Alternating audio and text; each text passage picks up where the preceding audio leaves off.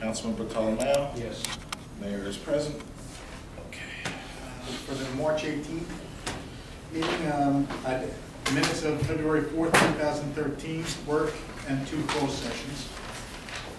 And then moving forward, we have resolutions 2013-69 through 2013-81. I don't know if there's any questions with transfers, the increase in reserve for uncollected taxes, and the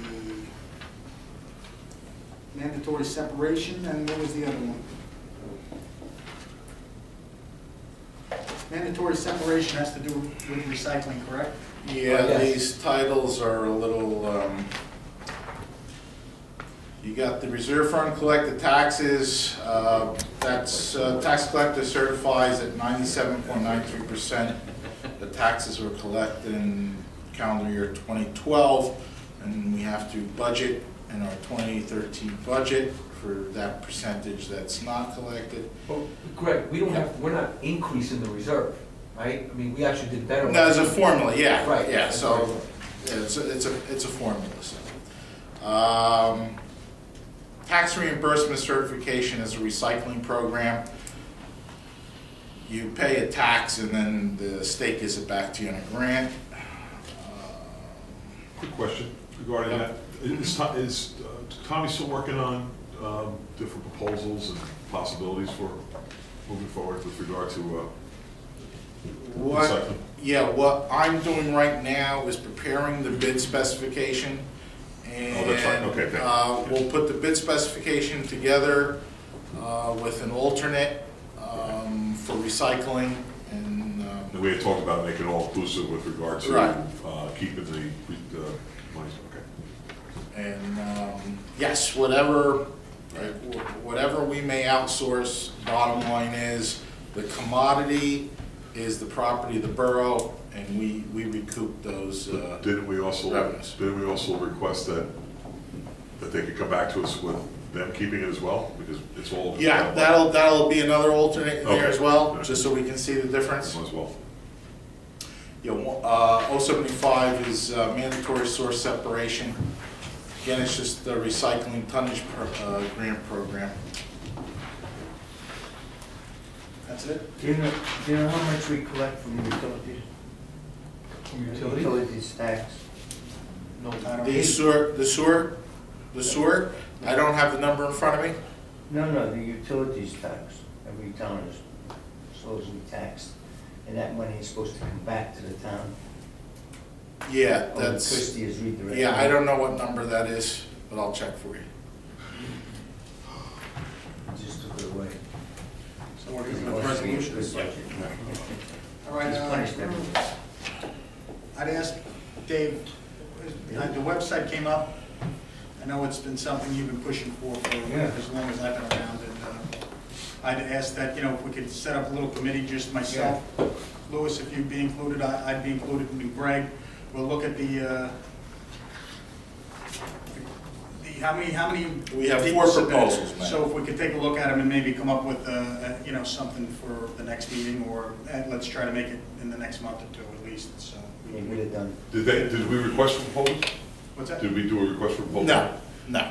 Do you know if they include the e-commerce component in the 4? Not Yes. all of them. Do any of them? Some Okay, of them good. included it, Good. and others did not. Others included what they call splash page. Okay. No. But you'll address that concern. Right. What is that? All right. The billing and then people will be able to put the money. Light dog license, all that kind of stuff you can put online. State of the art. Pay with a credit card, get it The done. way just slow me to get it right. All right. Administrator. Okay, Mayor.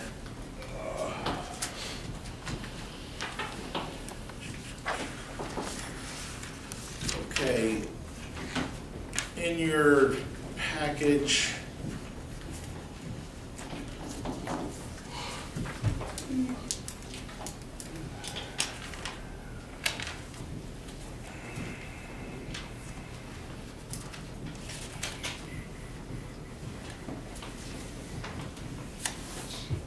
you received.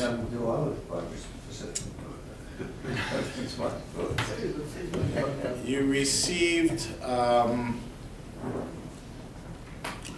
document from Negley Engineering outlining the damages incurred as a result of Hurricane Sandy at Veterans Field. Those damages were filed to the insurance carrier of both Waterside Construction and the borough. Both of those claims were denied. Really? Yes, Right. because it's flood related. So if you don't have special flood insurance, it's not covered. So, what does that mean now? Okay, so the damage that was incurred, engineer's estimate comes to $202,500. That would be for the labor, which we directed Waterside to remove those several trees that had fallen onto the power lines in River Road. For the soil erosion, the soil that pretty much flooded into the parking area, which had to be cleaned and removed. 3 sections of modular block retaining wall and drainage systems that shifted as a result of the tidal surge. So Neglia broke it all out. So essentially, what we need to do now is, and I had forwarded this to FEMA, so FEMA has the engineer's estimate along with the denial letters from both the carriers of Waterside and the borough. And what we need to do is authorize these repairs through change order, and we are hopeful through our discussions with FEMA that those costs will be reimbursed to the borough. Great, town doesn't carry any flood insurance, can't? I'm sorry? Town can't carry flood insurance? Does it? No, you can. You Just definitely expensive. can. Very expensive. Yeah, absolutely. So, you know, we only have 2 flood policies, the marina and the community center. Got it. So Greg, where are we with our FEMA? Any updates on claims? They are still processing our claim. Like most other towns, they haven't received any reimbursement. That's why most of the towns, like we did at the last meeting, adopted the bond ordinance for the repairs at the marina. Because we need to get the repairs moving, and if you don't have the cash in hand, you're pretty much at a stalemate. So, you know, this change order will come out of the Veterans Field Ordinance, and then, like I said, FEMA has all of the information and documentation now, so. What about the we'll meeting include that I was unable to attend, where Pascarell's people came by and sat with us and talked about our claims? Did they provide you with any insight? No. They offered to help us with the walkway. They seem to be more inclined that they would be able to help us in funding some repairs to the walkway. I believe I also posted for you the legislation that was amended as a result of Nick Sacco's assistance, where they included the Hudson River walkway to receive funding and repair assistance. So, you know, Pasquale's office was here, so they have a list of all of our claims.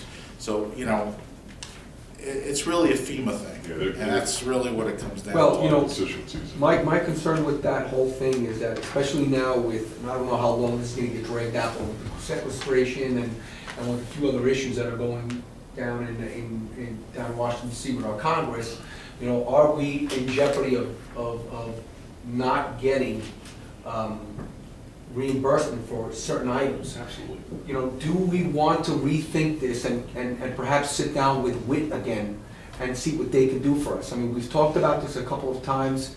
I'm just concerned about this, that you know, I just think that we're not gonna be a priority, and I'm concerned about that.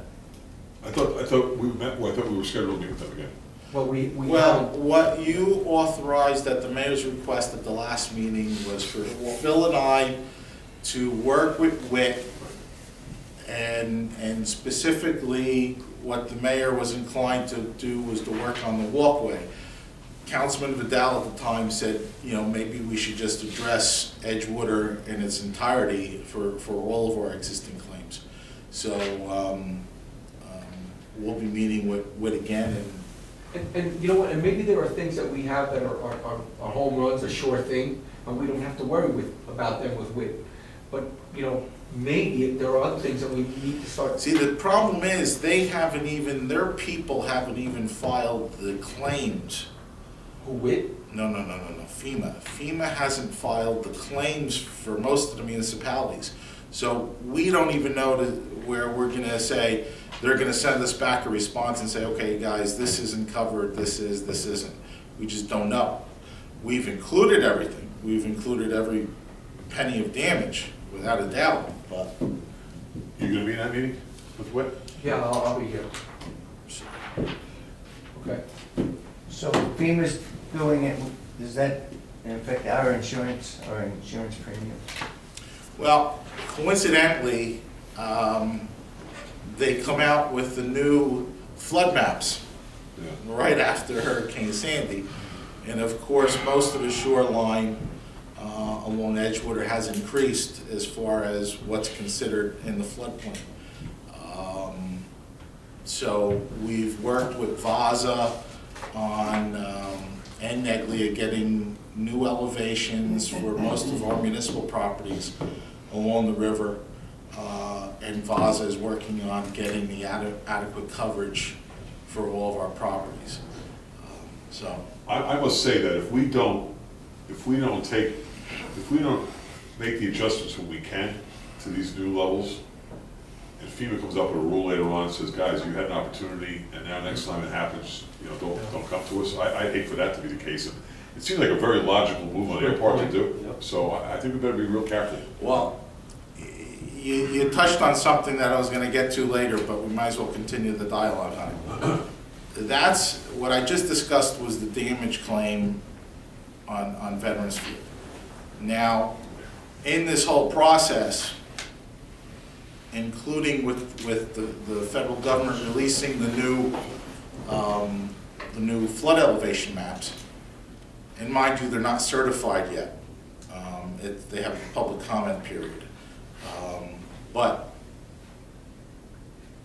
the thought process at this point in time in regards to the Veterans Field and our discussions with Neglia is, do we go to the point that the new flood maps are telling us to go to protect our interest for the future storm that's about to come? Now, I have the elevations here. Veterans Field was elevation 10. When Neglia designed it, they designed it for elevation 11 to protect us, Right. okay, in the event of flooding. Then we get Hurricane Sandy. Hurricane Sandy came in at 12.5 elevation. So, right now the field's designed for elevation 11, so the thought now becomes, should we perhaps go to elevation 12 or beyond in preparation of that next tidal surge? When are they looking to certify? I have no date on Would it yet. that be before we can finish construction, before we get to a point where we can make a change? I have no date. And is that just a guideline at that point? Yeah, right now it's just a guide. No, I'm saying when they certify it, is there a different thing that comes into play? And coincidentally, the new map, previously, they didn't have Veterans Field included. They only had the section of the shoreline. They have the new map that was generated with the new elevations, essentially enveloped Veterans Field in orange, and the orange is the flood area. Right. So, now, we also have the lavatory and the concession stand on the south end of the field, which is something we're definitely gonna have to take flood insurance on. Now, and again, these are all begging questions. Begs the question, we can continue this dialogue all night. If we don't raise the elevation, like they're recommending everybody to do, then once we acquire the flood insurance for the new concession and restrooms, they're supposedly either going to give you a premium that is Right. out of this ballpark, or not No even pun cover intended. you, or not even cover you. Right. So, you know, these are things everybody's talking about and considering. And for the next meeting, are we gonna have Neglia come in and discuss? Yes. Okay. Yeah, so, you know, this is all in regard to the damage we received as a result of Sandy, plus do we protect our interest moving forward since we're in the middle of doing it now? Right. Greg, the plan, as prepared, anticipated raising the elevation by approximately 4 feet, is that correct? Yes. Because right now, the Veterans Field is like a bowl, so it fills up with Right. water. So the idea was to raise it 4 feet, and that was generally the plan that was approved.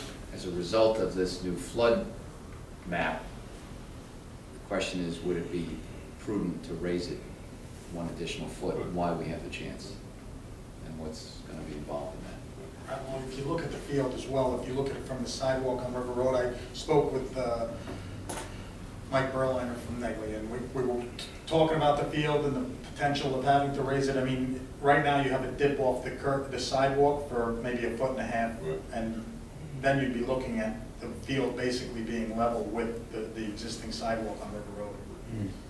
So are they doing 1.5 feet or 1 foot? Yeah. You know what, it could be 1 foot, but I'm just saying, Yeah, it would pretty much bring us close to right off the, if you looked at the sidewalk at the one spot where they kind of have the dirt Yeah, leveled off, leveled you off. see there's still a drop. See, And- Joe, in my mind, that's good news, because I thought it was gonna be cut level under the old plan. If we think we need to go another foot, at least we don't have to start putting walls that go up over the River Road sides. Yeah, So I think that's good news. still may need a wall, small wall. Right. I mean, they briefly, from an engineering perspective, looked at it, and again, that's exactly what the mayor had stated, is they feel that they're able to get the grade even with River Road. So as you're coming in from River Road, simply walking right onto the field. Right. The retaining walls on your north and south elevations may need to be raised No big deal. an additional foot or so. But, That's, you know, we're kind of in a Yeah. holding pattern now, because if you get, anything, everything, comes back to that. Sure. We got to cap, raise another course and another, adjusting with the cap of the walls, and then the buildings we have, just to make sure that our buildings are higher. Sure. So we'll have them in for the 18th, correct? okay, so, yeah, NEA.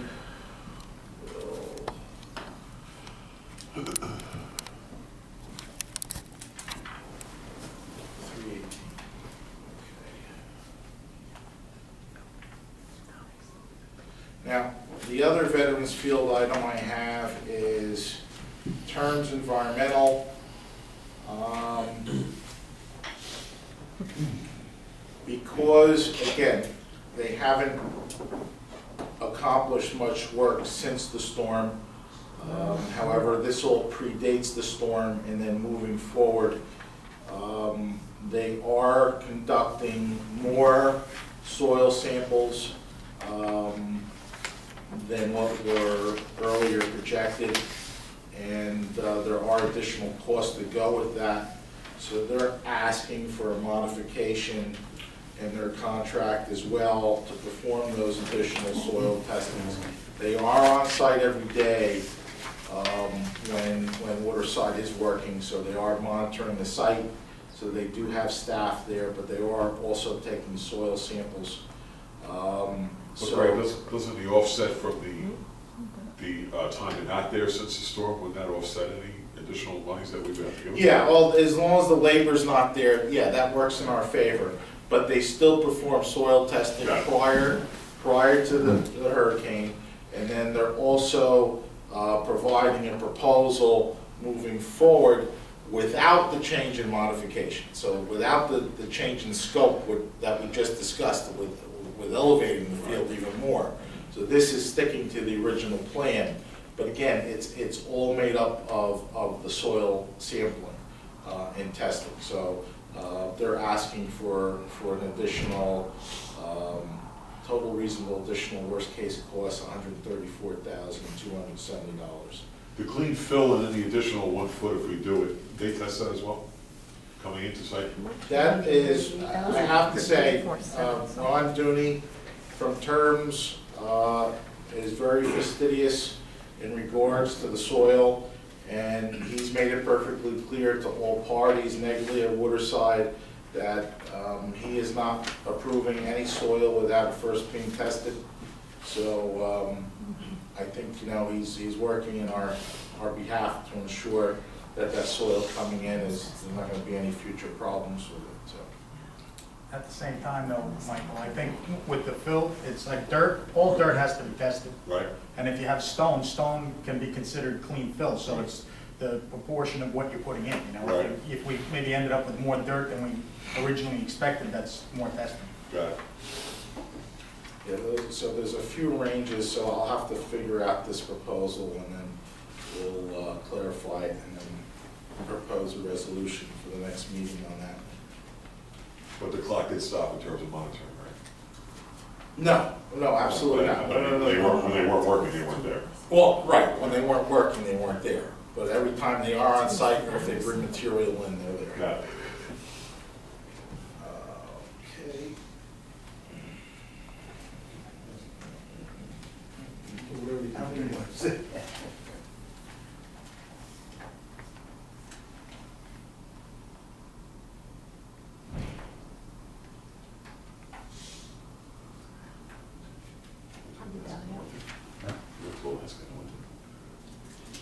Okay, in regards to the budget, again, tentative schedule, we're looking at April 15th for introduction, and then adoption on May 20th. So April 15th, May 20th, we're looking to move forward on the budget.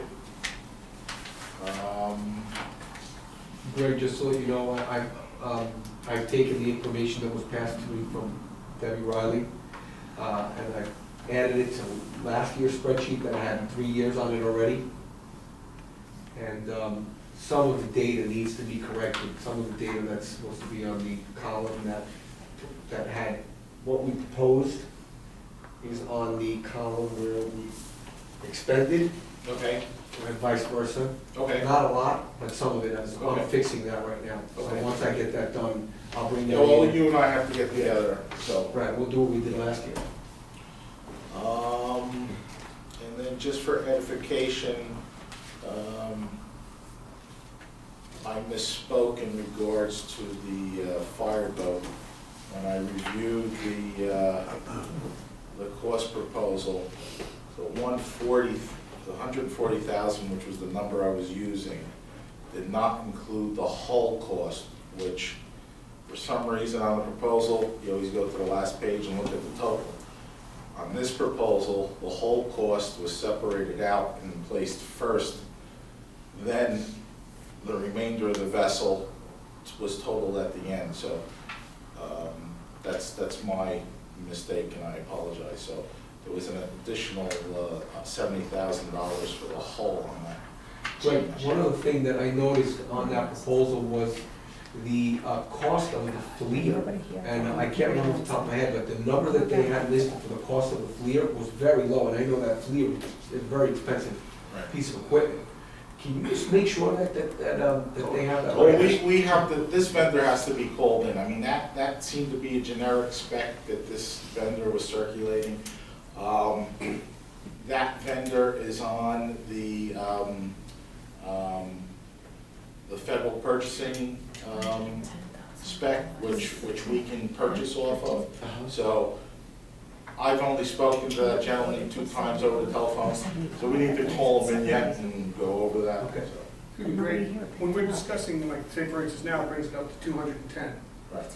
We're still, is that gonna be 75% covered by? Yes, So it's not 210,000 for the taxpayer? right. It would be 25% of whatever the Right. cost of the boat. 50,000. And before we vote on that, obviously, we'll have a clear idea of what we're putting into the boat. We're not gonna add something else before we adopt something. Yeah, the fire department has to prepare the spec, like they Okay. typically do for a fire truck. I just wanna clarify that where people know it's not 210, it's gonna be 25%. I believe that's all I have. All right, so, the ordinance to amend chapter 318-2. You taking care of that tonight? Sure, I can discuss that. In the police chief's review of ordinances related to the police department, there was one ordinance in there where the fees were made payable directly to the police chief. So he's asked for that to be amended to read Borough of Edgewater. I forget what the fee was even for, I don't have a copy in front of me. We do. Maybe you have it. So the chief's asked for that division. It's a good contract. Bill? You have anything to say? All right, do we have a motion to adjourn? Motion. Roll call?